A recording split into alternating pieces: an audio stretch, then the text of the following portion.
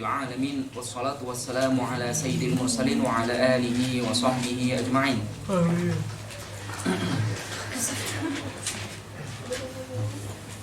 Saya ulangi lagi bahwa apa yang saya sampaikan kepada kalian untuk saat ini adalah hal yang saya usahakan sebisa saya untuk membuatnya sederhana, kaidah-kaidah mantik, tapi bukan sekedar kaidah yang saya sampaikan untuk kalian fahami mati.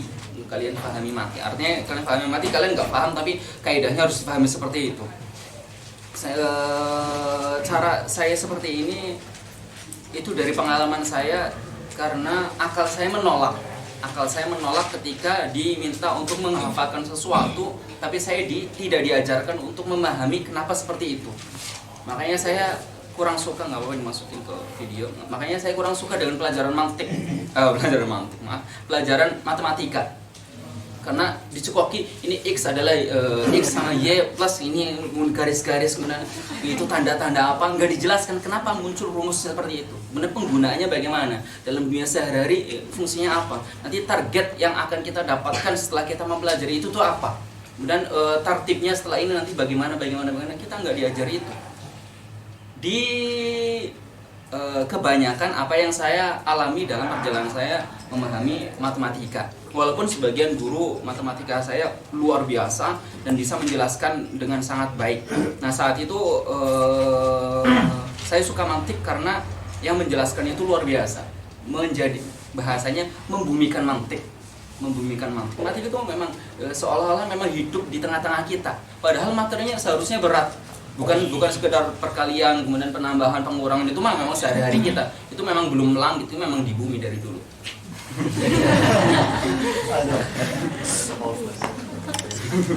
Nah tapi yang di langit-langit itu diturunkan itu sulit. Hanya orang-orang luar biasa yang bisa menurunkannya. Nah dari situ maka saya berusaha sebaik mungkin untuk tidak menyampaikan kaidah mantik dengan kaidahnya langsung. Ini kaidahnya kata, ini kaidahnya ini. Yaudah kalian hafal mati aja. Ini kaidahnya pokoknya seperti itu dia. Tapi bagaimana kaidah itu muncul? Kenapa asal usulnya? Kenapa hal itu muncul? Paling tidak saya menjelaskan kenapa kita perlu mengetahui kaidah ini. Nanti fungsinya bagaimana? Walaupun tidak sampai terlalu mendalam, tapi beberapa hal yang bisa mengantarkan ke sana sebisa saya akan saya sampaikan. Nah kemudian yang berikutnya adalah apa yang saya sampaikan di sini juga untuk kalian sekarang ini tidak memperbanyak khilafat. Sebenarnya tadi saya sampaikan, diulangi dalam video. Saya tidak akan menyampaikan khilafat yang terlalu banyak, yang mana hal itu akan menciderai turuqut ta'lim.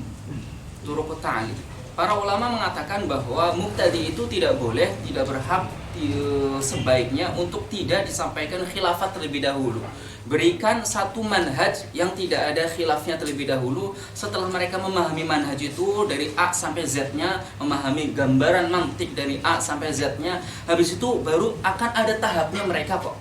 Akan ada saatnya mereka nanti akan memahami khilafat itu lebih jauh, lebih nikmat ketika mereka sudah diberikan pemahaman terlebih dahulu, jalurnya begini sampai Z-nya.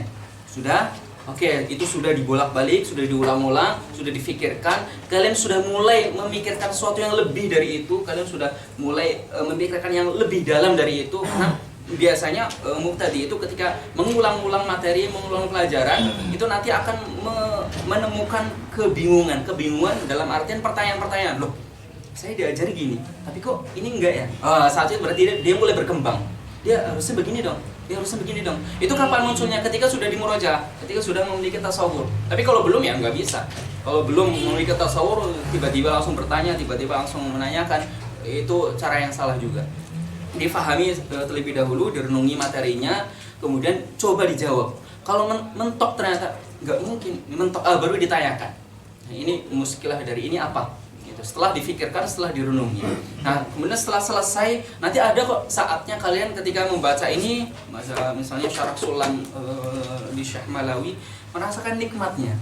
Tapi untuk saat ini, itu biarkan terlebih dahulu untuk tidak bersama khilafat yang banyak. nanti akan kita temukan beberapa khilafat. Nah, khilaf yang ada di dalam mantik yang dalam Damanhuri, Syekh Damanhuri, dalam Syekh Damanhuri itu sangat-sangat sedikit sekali. Beliau hanya menyebutkan beberapa khilaf, di antaranya adalah khilaf antara al-imam sama al-hukama dalam mengatakan apakah tasdik itu adalah 4 ataukah tasdik itu adalah tasawur yang keempat saja, empat-empatnya atau yang keempat saja. Itu juga bukan kaidah dalam mantiknya secara inti. Itu hanya menjelaskan maksudnya adalah bukan kaidah yang kemudian khilafnya menyebabkan asarul khilaf yang besar, tidak. Karena kedua belah pihak mengatakan bahwa dalam tasdik itu harus ada 4 hal itu. Hanya saja satunya mengatakan itu syatr, satunya mengatakan tiganya adalah syarat. Sisanya sampai ke belakang kita tidak akan menemukan Imam Akhdari dan Syekh Damanhuri menyebutkan khilaf di dalam mantiknya.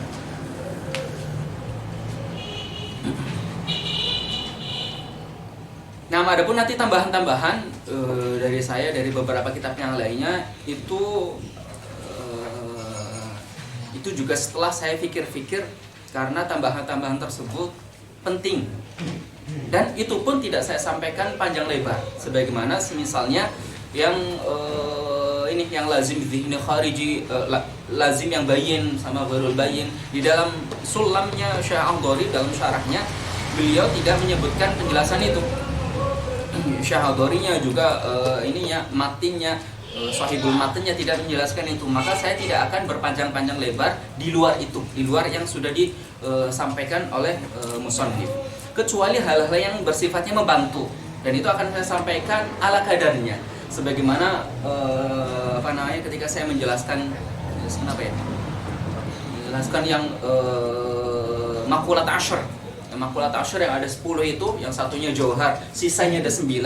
Saya menyebutkan itu untuk memberitahu kepada kalian bahwa itu hayawanatik itu adalah gambarannya ada di sini. Itu gambarannya luas sekali.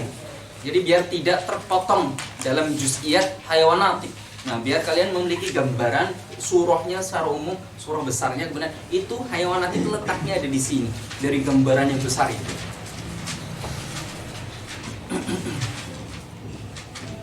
Nah, itu beberapa metode yang akan saya lalui bersama kalian dalam beberapa pertemuan mantik ini, insyaallah.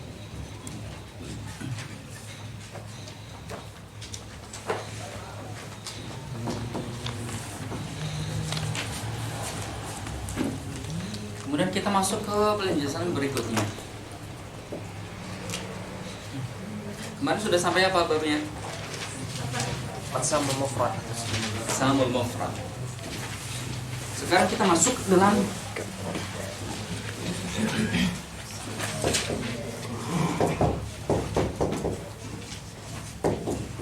Al-Little Hawks. Ini apa? Kita udah berapa pertemuan? 6 ini. 6. Itu semuanya ada di Muqaddimah. halaman depan.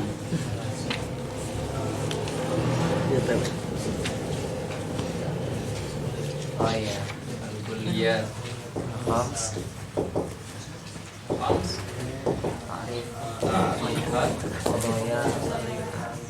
Qiyas. Nah, yang halaman depannya ada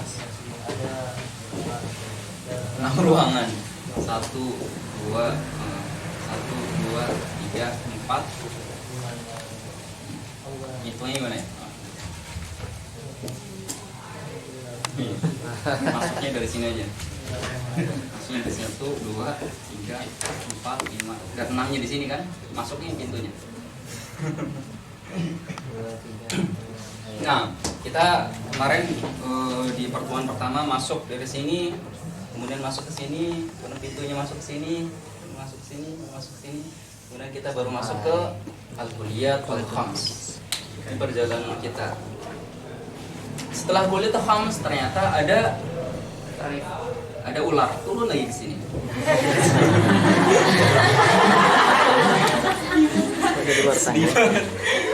Udah turun lagi. Ada tangga langsung naik ke 4.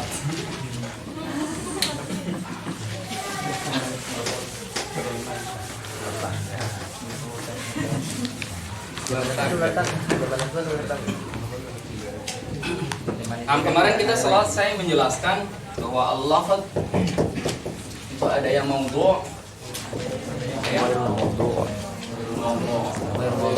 kita telah menjelaskan apa itu al-wadhu'. Kemudian ada yang musta'mal,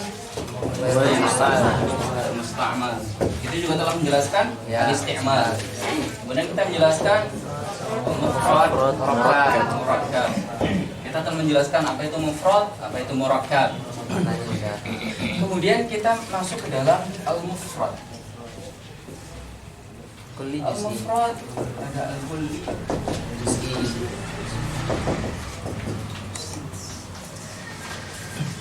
Al-kulli, al-juz'i.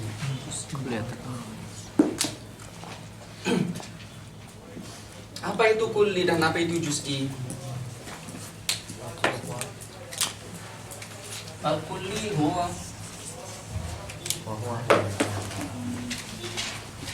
ma la yamna'u nafsu sawrihi min syarikati fihi. Dan juz'i adalah ma yamna'u nafsu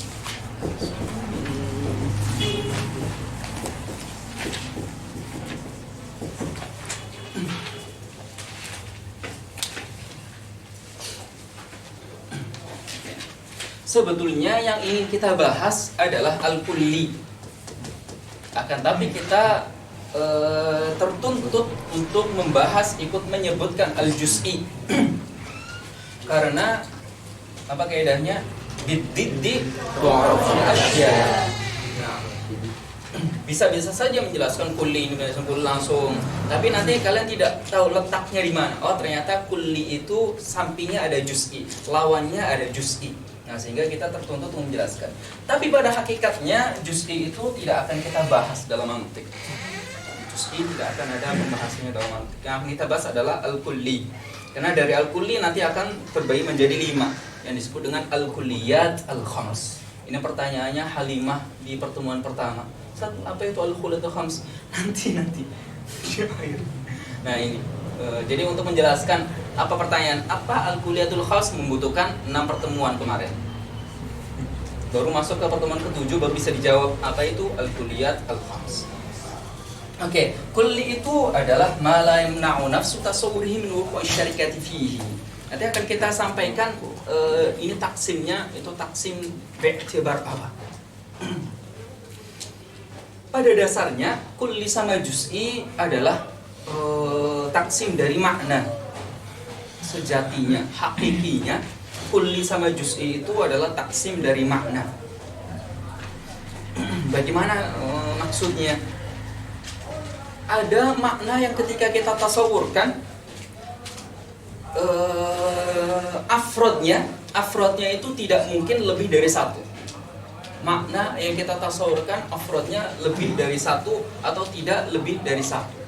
Ketika kita mentasawurkan tidak lebih dari 1, maka itu namanya juz'i. Sedangkan ketika kita mentasawurkan lebih dari 1, maka itu namanya kulli. Begini, ada suatu lafaz, misalnya insan. Misalnya insan, ini ketika saya melafadzkan al-insan atau manusia gitu ya dalam bahasa kita. Manusia. Oke, ketika dikatakan manusia, maka manusia ini memiliki afrod. Bahasa lainnya adalah memiliki ma-sodak. Memiliki ma-sodak. Ini afrod atau ma-sodak. Ma-sodak. Oke, afrod sama ma-sodak ini adalah wujud-wujud ini memiliki afrod sama ma-sodaknya. Nah, afrod sama ma-sodak ini, afrod ini terbagi menjadi 2. Ada afrod fi dhihni,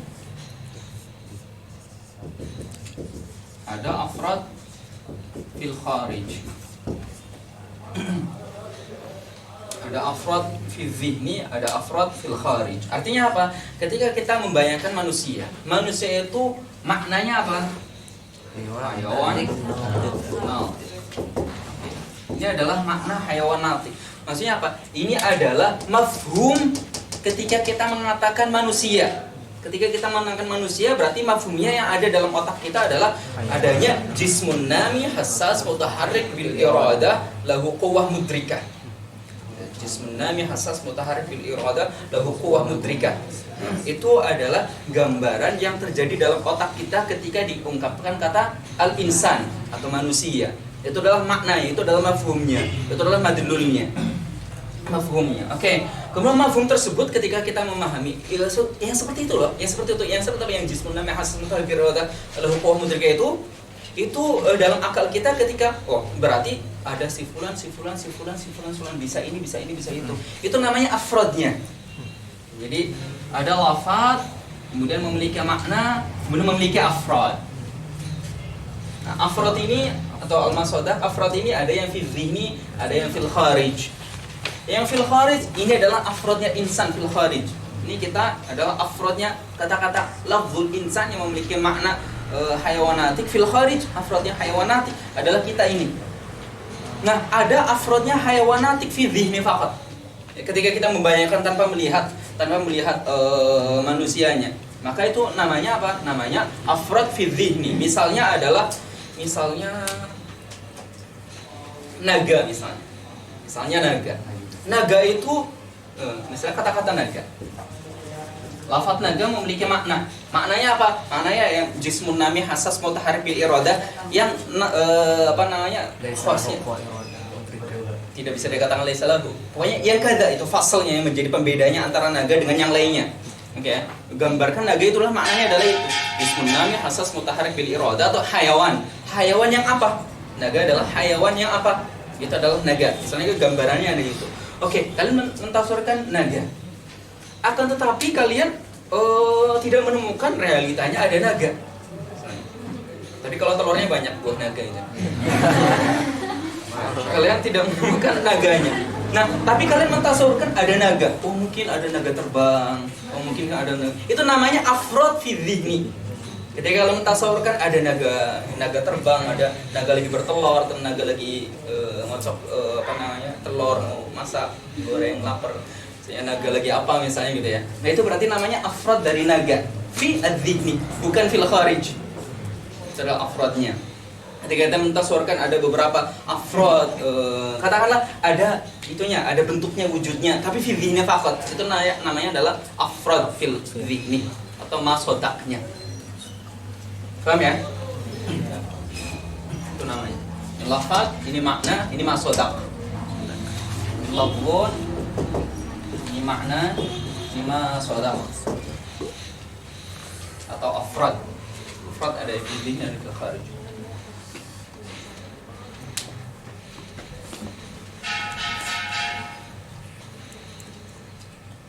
Kalau yang semut Nabi Sulaiman itu ya?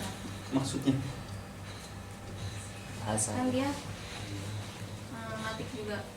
Pertanyaannya itu bukan pembahasan kita. Bukan ya? Itu pembahasan filsafat. Itu pembahasan filsafat. Bukan pembahasan apa. Berarti yang fizin itu sesuatu yang imajinasi gitu. Apa?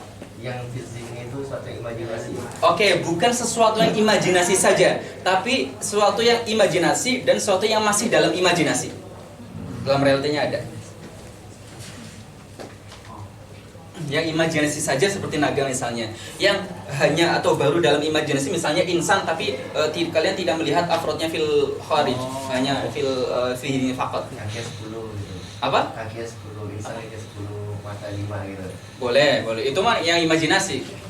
Itu yang imajinasi lagi. Kalau kayak itu manusia mata satu. Terus yang ditanyakan? Apakah dia termasuk yang imajinasi tapi dia nyatanya gitu? Kalau Dajjal, kalau itu adalah alam, maka sejak awal dia tidak bisa dikatakan kulli. Kalau apa kulli itu? Kulli itu dia pasti memiliki lebih dari satu afrod, lebih dari satu fard. Lebih. Dan syaratnya hanya fi dhihni. Afrodnya fi dhihni faqat. Syarat dari kulli. Kalau juz'i itu satu saja. Kalau tadi Dajjal adalah nama bagi sesuatu yang sudah muayyan, kita belum melihatnya misalnya, berarti kita tidak bisa mengatakan dia sudah masuk ke juz'i. Dajjal sudah disebut.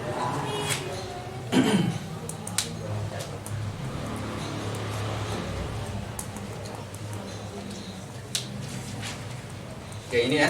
Ini juz'i sama kulli. Ini afrodnya. Berarti kalau misalnya di saat pesawat belum ada, nah kita para pencipta pesawat mentasorkan pesawat, itu berarti cuma fizik. Saat itu berarti afrodnya fi dhihni faqat. Afrod yang fi dhihni. Berarti sejak awal pesawat itu, dari dikatakan pesawat itu